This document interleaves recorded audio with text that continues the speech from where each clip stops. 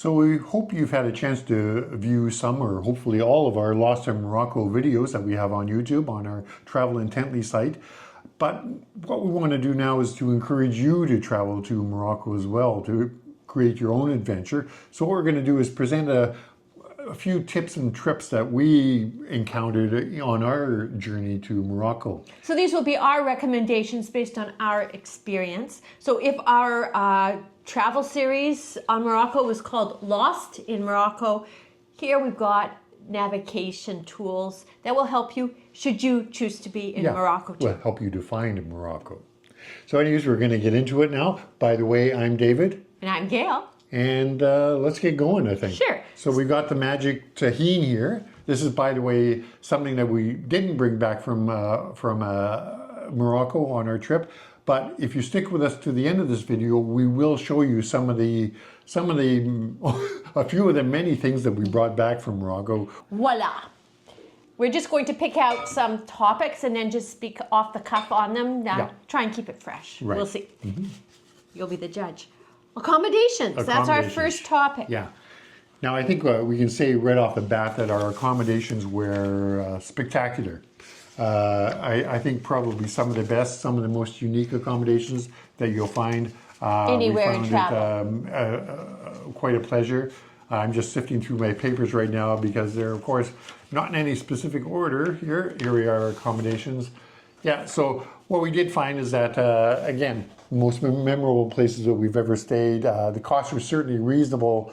They were as low as 30 euros a night, and that was for the Hotel Central in Casablanca. Yeah, our first video on it was more like a backpacking hotel, but it's still pretty nice. It was right on the port on the Atlantic. You could see the big ships that ply the Atlantic. It was lovely. And we were right by the Medina, the Central. In fact, we were almost exclusively right by the Medinas. In all of the places that we stayed. Yes. So the other places that we stayed were in the 100 to 115 euro range, which is pretty reasonable really these days. And those were, again, spectacular places. And often included breakfast. Often included, well, in that range, they all included breakfast actually. And, they were generally in riads, which are, if you watch the videos, you know that riads are almost like palaces facing onto a large courtyard in the center, or they were in dars, which are basically just smaller scale riads really. Still everything faced onto a courtyard in the center of the building, all quite delightful. As Gail mentioned, we always tried to stay in the historic Medinas. All the rooms were really well appointed. They all had private baths. Now, in most cases, you have to bear in mind that, as I mentioned, they do open out into the central courtyard, so there's no windows looking out. And as you explore the Medinas, you find out the reason why is that everything is basically just you're walking along narrow alleyways. There's no windows looking out onto those alleyways. All the buildings looked inwards to a courtyard of some sort. It's a sense of privacy, but also these are very hectic, chaotic places. So this gives really an oasis of silence and tranquility. Now, offsetting that is that pretty much all of these accommodations and pretty much all restaurants too had rooftop terraces, and breakfasts were often served on the rooftop terraces, and they all offered pretty much great views looking out over the city, over the Medina. So it was really that was something very special to start your day off. Sure, so if you're looking for atmosphere, this was atmosphere in spades. It was great. Yeah, that's right. And if you're in the Medina, of course the Medinas will get into this, but they are basically a crazy maze of streets and alleys.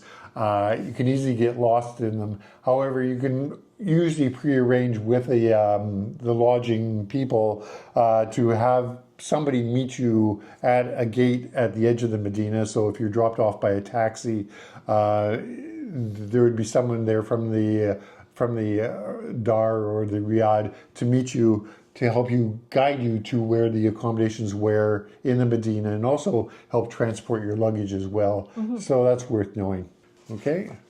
Okay, we're jumping from the sublime to the ridiculous. This is the Sahara visit.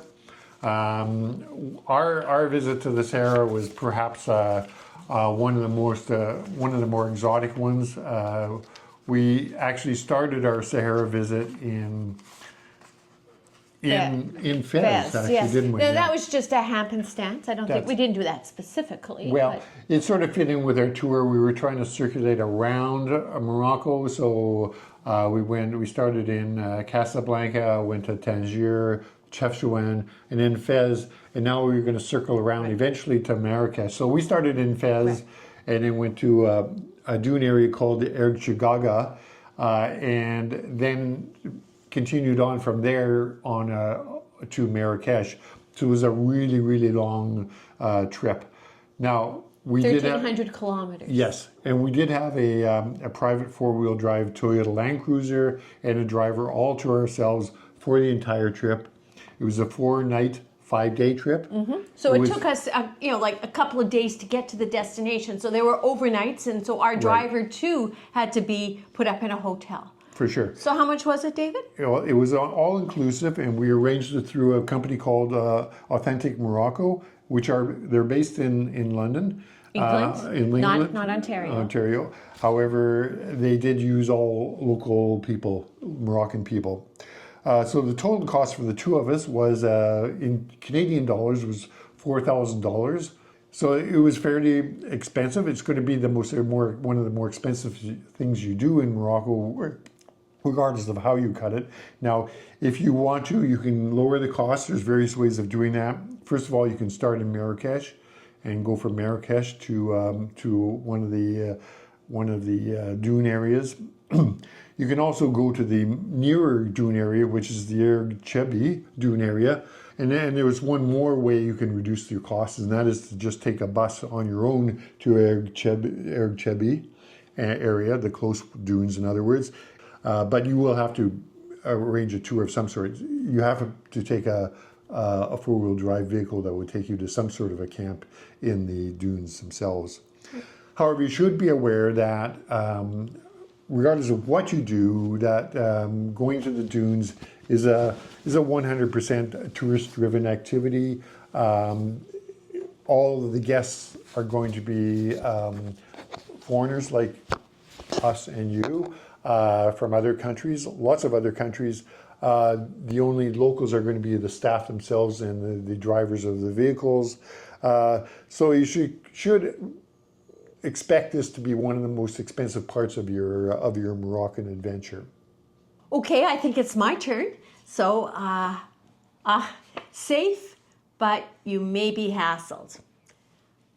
We walked through many, many cities, including late in the evenings. You have to remember, we were there in the spring time, so it got dark early enough. But we had no difficulties. But in the souks, where we spent a lot of our time, so this is in the marketplaces, in the center, in the old medinas of the cities, there's a tendency that if you showed any interest in anything, you would then kind of be perhaps prey to the person who wanted to sell you the item. So there was kind of an element of hassling, which a person who wants privacy or just wants to maybe be more in control themselves could find annoying. It was never unkind. It was not rude. It was more of a game. All of a sudden you entered into a game, which, by the way, you were less practiced than the other guy. So, for example, if you hesitated and looked upon something that was behind a counter or on a desk area, it was almost as if someone was following your eye and they knew what you were looking at, and they try and sell it to you. Or somebody else is kind of passing by and saying, "You like that? Come with me. My cousin sells better than that." And you're enticed, you're entranced, and you end up following somebody kind of unwittingly. And then once you're there, here's the process on how it's made. My father, he makes it, and this is my father. But overall, I think that just bear in mind that it was completely safe. We did a lot of walking in the Medinas during the daytime and at nighttime. we'd go to restaurants in the evening and come out, and it'd be dark out, and we'd safely walk home, getting lost along the way quite often, but still getting home eventually. So you don't have to worry too much at all. Just go with the flow and enjoy your time there. Really, I think. David? Okay, my turn. Oh, shopping. Yes, we did a bit of that, didn't we? Oh, we did, yeah. So we, Uncharacteristically. yeah, characters, yeah. So if you stick around to, as we mentioned, to the end, we'll show you some of the things that we purchased. But yeah, we did purchase quite a bit. Anyways. My advice would be, well, first of all, bartering. It's a bartering system if you're in the souks as opposed to maybe a store in a mall. And it's almost rude not to barter, so be prepared for that. Did you pay too much? As much as there is, in most places, it's sort of a bartering approach. There are a certain number of fixed-priced shops. There will be things like co-ops, artist co-ops, for example, artisan co-ops. Other places would be if you're in Marrakesh and you go into a couture shop, and there are a number of those that you're going to be paying a fixed price for that dress or whatever it happens to be. So just bear that in mind, but you'll find that out soon enough when you enter the establishment. For the most part, it's going to be bartering though, so just gear up for that, and know that whatever the price is, it's a good price because you got something that you were able to bring home with you and to enjoy for the rest of your hopefully long lives. Okay, next one. You do it. Okay, I'll do one. Oh, transportation. Okay, so we're going to talk about trains, buses, and walking.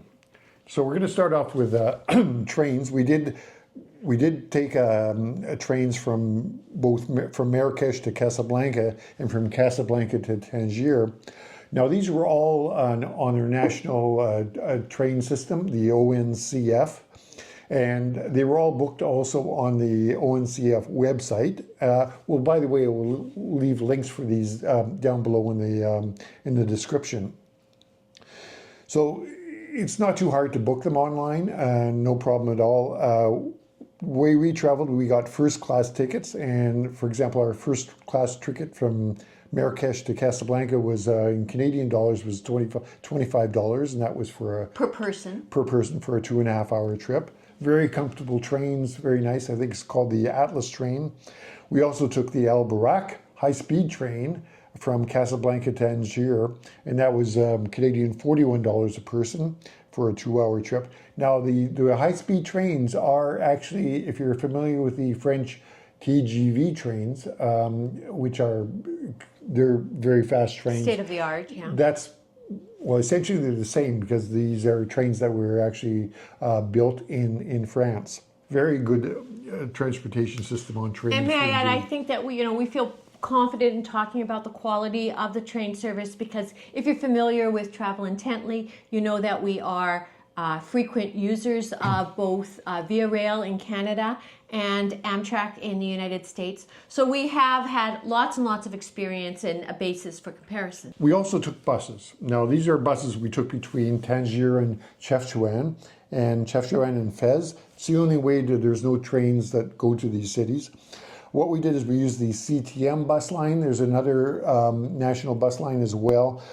These buses were very modern, very clean highway buses, professionally driven, felt very, very comfortable in them indeed.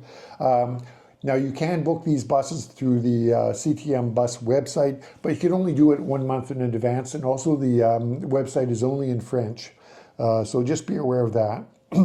What we did instead is I used the One2Go website, and it's based in Singapore actually. And through One2Go, I was able to book my tickets much earlier. We like to book 2 or 3 months in advance quite often. What you do is you book your tickets, you arrange your tickets, you pay for them up front, and then what they will do is secure the tickets once they become available through CTM. And the good news is that if you do it this way, then the once you go seems to be pretty much Johnny on the spot, and as soon as those tickets become available, they'll get you the primo tickets, which in this case were the 2 front seats with a good front view looking out over the out through the front window of the bus, and it was really quite nice. We had the side view windows as well. I enjoyed it quite a bit, except I experienced motion sickness, so I found myself, especially because it was so curvaceous, with my eyes closed for the duration. So you will know this from our videos if you watched our passages to these cities where we use buses. The first time I actually saw the scenery was on the videos themselves, because unfortunately I missed all the lovely sights. Yeah. Now the cost for the tickets it's very reasonable. Like it's $15 Canadian per person for the one from Tangier to Chefchaouen, and $20 for a much longer ride, actually double the distance from Chefchaouen to Fez. It's incredible, so really. Yeah. Pretty inexpensive, and in the longer trips as well, they will have a break halfway through someplace along, so you can get out and get a lunch or something like that. So that's quite pleasant. Yes. They have washrooms on board, and as David observed, no chickens. Yeah, no chickens on the train, on the buses. So anyways, the other thing to be just a little tip is just be aware that there are often multiple bus stations in some of the larger cities that you'll be going through, like Casablanca. Casablanca is a pretty big city, and there will be various bus stations scattered throughout. So you have to make sure you get to the right bus station that's servicing your particular bus network. So just keep that in mind after you've booked your ticket, to make sure you pin down the right bus station to get yourself to.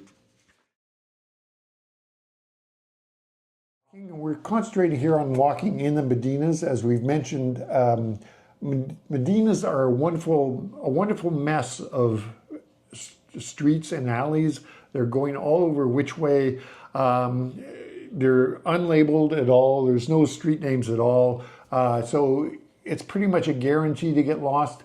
But that in itself is the charm of the Medinas, I think, is just getting lost. And my sense is to get started off heading in a certain direction when you're in the Medina. Just start following your eyes, your ears, and your nose to what intrigues you as you're going along. Just keep going along like that, and then we get to that point of the day where you want to return to your hotel. That's when you drag out your smartphone, and what we use is Google Maps. Some people were hesitant about Google Maps, didn't find them terribly accurate especially in the Medinas, and it's true. It's easy for a navigation system to get lost in a Medina. There are very tight surroundings. It's hard to keep track of the satellites once you're in there. However, we found that Google Maps did get us where we wanted to go. Sometimes it would get a little bit mixed up, but eventually it would sort itself out, find the satellites, and we would get back to our accommodation. So in the end, it worked out quite well. As far as maps are concerned, people do offer you maps. I don't think we really used them, because they're really just going to cover the main thoroughfares in a Medina. They're not going to cover the smaller alleys at all. And as I said, streets aren't going to be labeled. They might be labeled on the maps, but they're not going to be labeled as you're walking through them. So to my mind, maps are probably going to be kind of frustrating as you're navigating through the basically. Medinas. Yeah. So anyways, that's that. Okay, well, we'll see what's next. Drinking. Okay. Well, this is a predominantly Muslim country, and in a lot of senses, you're not going to see public drinking. No. So not all restaurants serve alcohol. Our experience was that most did. I guess they were catering to tourists, people who were not necessarily of the faith of the people around them.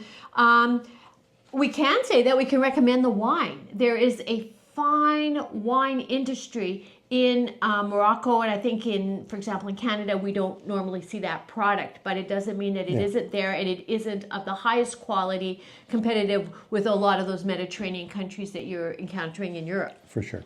Yeah.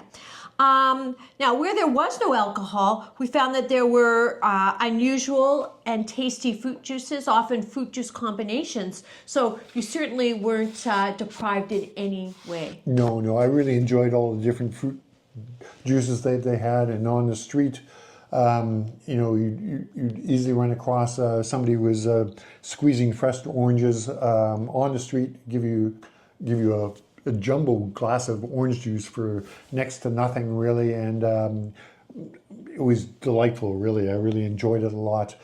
My turn? Okay, food. Yes, from drink to food. That was chance, honestly.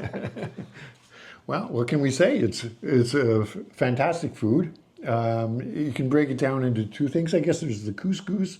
Well, not two things really, but the two main things are couscous, and there's the tahines, which you'll find everywhere. More of a stew-like kind of consistency. Exactly. Yeah.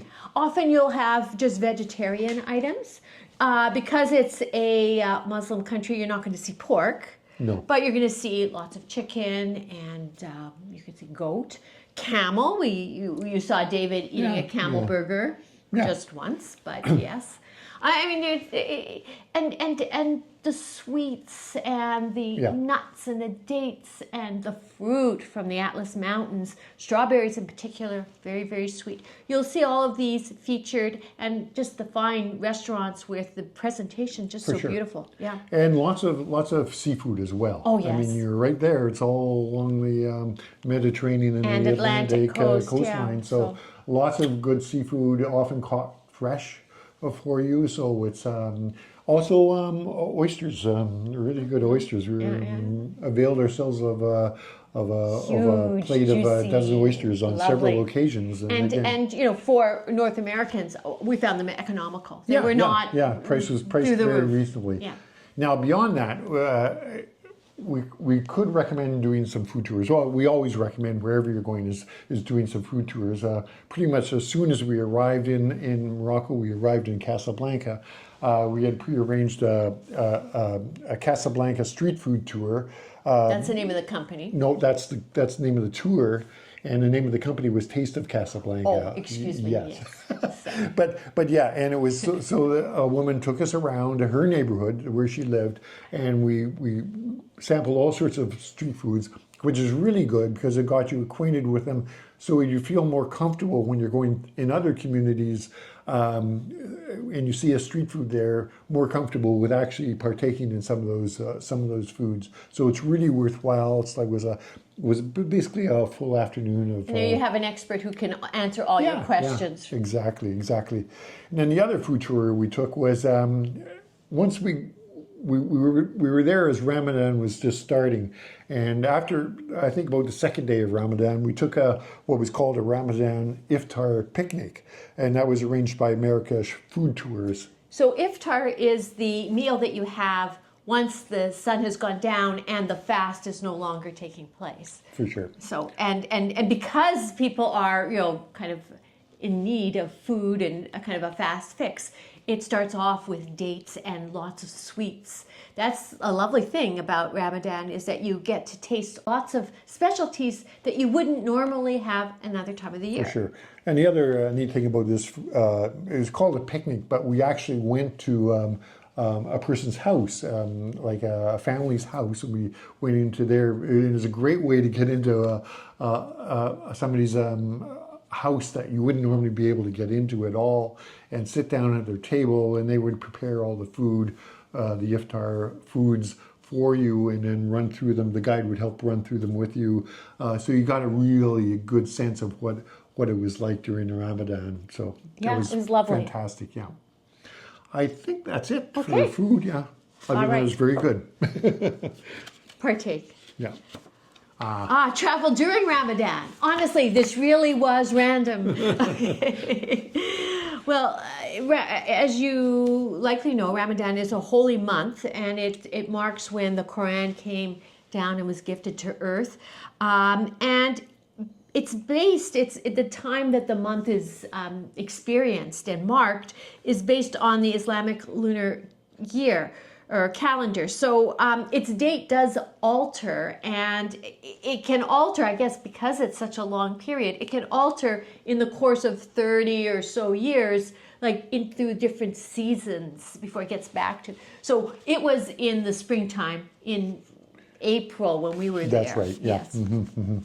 And yeah, we enjoyed it. I think that probably as you would if you were traveling there, we had a lot of questions about Ramadan. What we'd be encounter? Would things be open and things like that? Because the thing is that during Ramadan, an observer will fast during the time of sunlight. So people can eat up until dawn, and they can eat after the sun has gone down at dusk when you have the big iftar feast. But in between, no eating during kind of the working day, so to speak, right? And that's if you are a Muslim. Right. For tourists, then of course you can still eat. There's a few things just to bear in mind is that when you are touring around during the Ramadan, is that you should dress conservatively. Like you just cover your shoulders, shorts and skirts below the knees. But you don't have to wear headscarves or anything like that. It's a good idea, and just from a politeness standpoint, not to eat or drink in public. Or be discreet if you're having something to drink. If you're carrying water, carry it in your backpack. Just don't make it visible. Quite often, you'll find that restaurants might be closed during the daytime, but they'll certainly be open in the evening, where you'll be able to go to a restaurant and experience an iftar feast, really. We had our very last day, actually, in Morocco, a wonderful iftar feast at La Scala restaurant in Casablanca. And you can see that if you watch our final of the 8 videos on Morocco. I don't think that we really encountered too many issues traveling during Ramadan. If anything, it was an enhancement. Quite a pleasure. Yeah, we really enjoyed it. Just the experience of the iftar feast in the evening. It's a good idea just to walk around as well as when you hear the calls to prayer. Again, quite a wonderful thing when all the mosques ring out their call to prayers, and then you'll find all the people of Muslim faith will be heading off to the mosques, and you can sort of follow them and just you're not going to go into the mosque, but it's quite intriguing just to stand outside and watch them coming and going and all the activity that's happening there. So you can certainly do that. A lot of tours, like you can arrange tours especially if you're in Marrakesh. A lot of the big sites that you can go to are going to be open during Ramadan, so not to worry too much about that. I think that's about it.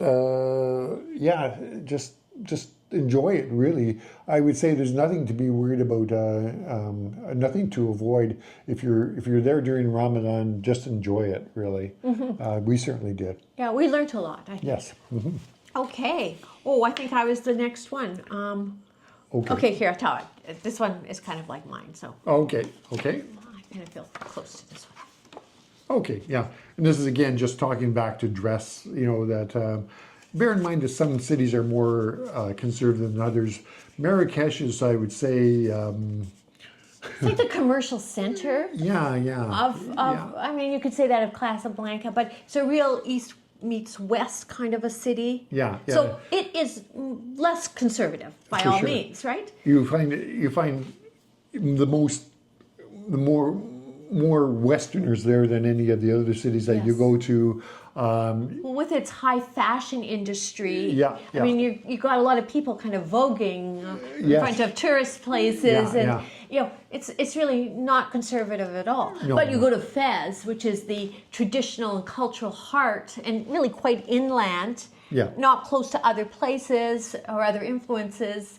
That's going to be a little bit more traditional, more conservative, for sure. And you don't know, if you're not of the faith, you're not going to go into a mosque. You're not going to, in most cases. There's an exception. The largest mosque in Casablanca is one that can't be toured by everyone. But you will likely encounter churches or synagogues or like schools that are Judaic schools or schools for the Quran. And so it doesn't have to necessarily be a mosque where you might want to be more conservatively dressed. So sure. as long as it's within kind of a moderate realm, reason, it's yeah. not dressed down Yeah, that yeah. much.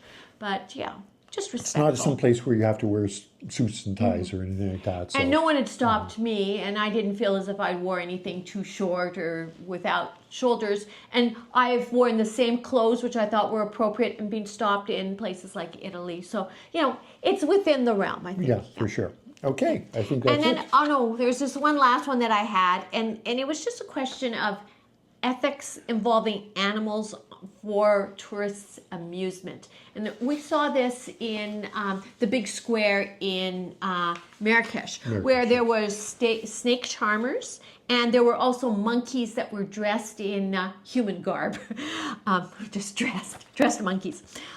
We have read that, in some of the cases that the snakes actually have their mouths stitched. And I saw the monkeys being put away at the end of the day, being put into cages, and they were obviously very angry or very troubled by the treatment, just by their reaction and their behavior. How do these people make money? It's because people take pictures, and if they take pictures, they're expected to tip. So, maybe this is something not to encourage, not something to support. See what you think. Having said that, there are statistics of how many people die of snake bites in Morocco in a year, and it's not all that many, but the majority are snake handlers. So maybe there's a rough justice there, and maybe not all have their mouths. So lesson here: don't become a snake handler.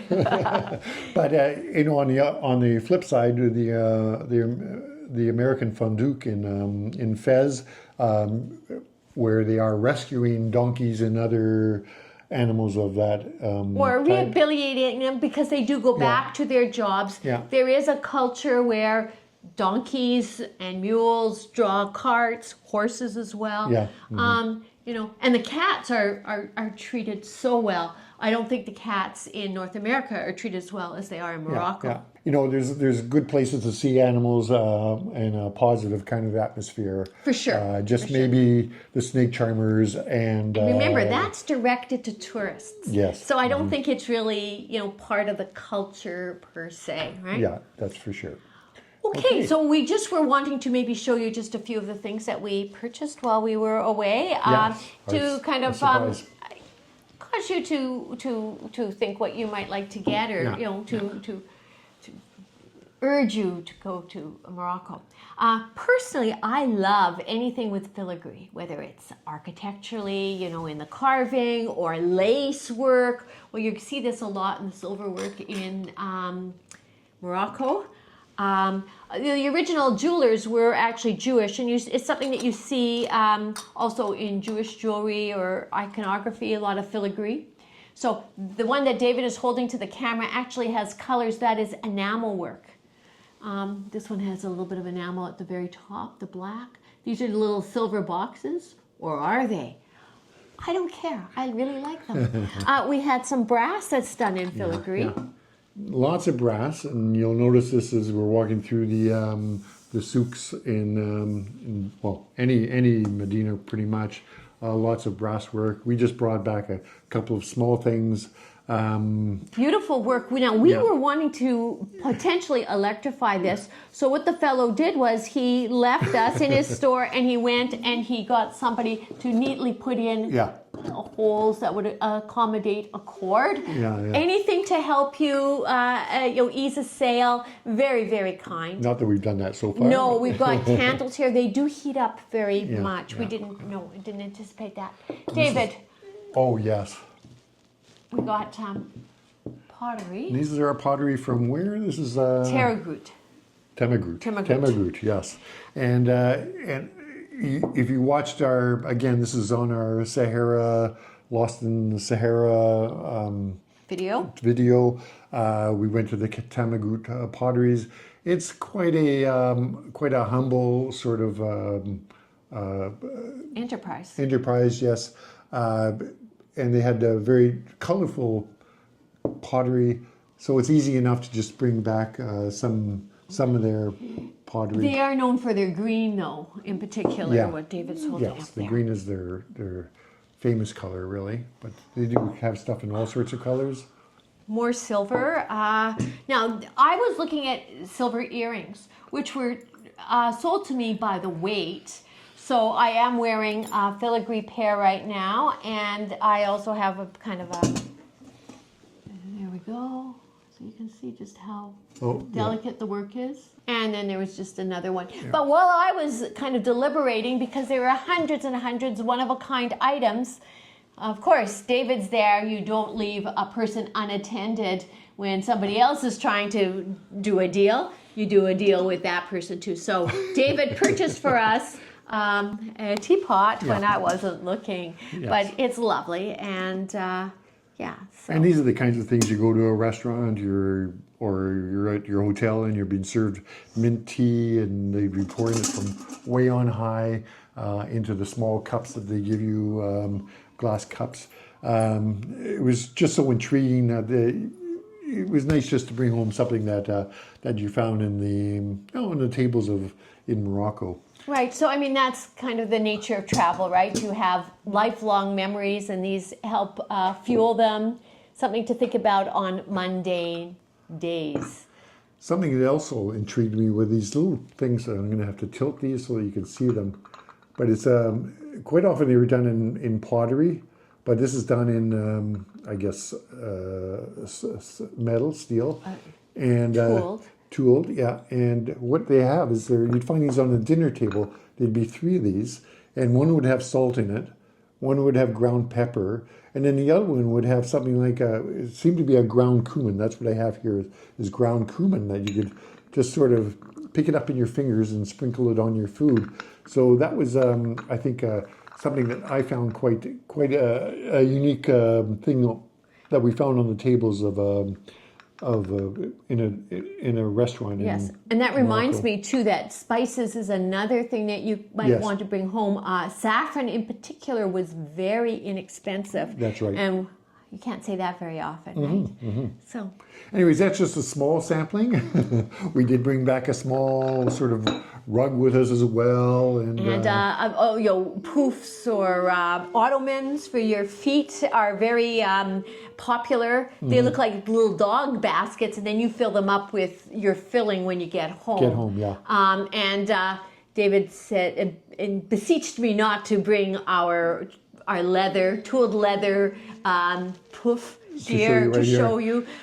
He was kind of enough's enough. And maybe that's true of our talk today. Yeah, for sure. But we really enjoyed talking with you. Please, if you have any comments, any questions, do not hesitate. We really love to hear from you. This is an exchange, a conversation. And we'll talk to you too on our next great adventure. Is just around the corner. Really, Sure is. Yes. Stay tuned. Okay. Travel intently. Press that button. Okay. Subscribe. Bye-bye. Bye-bye.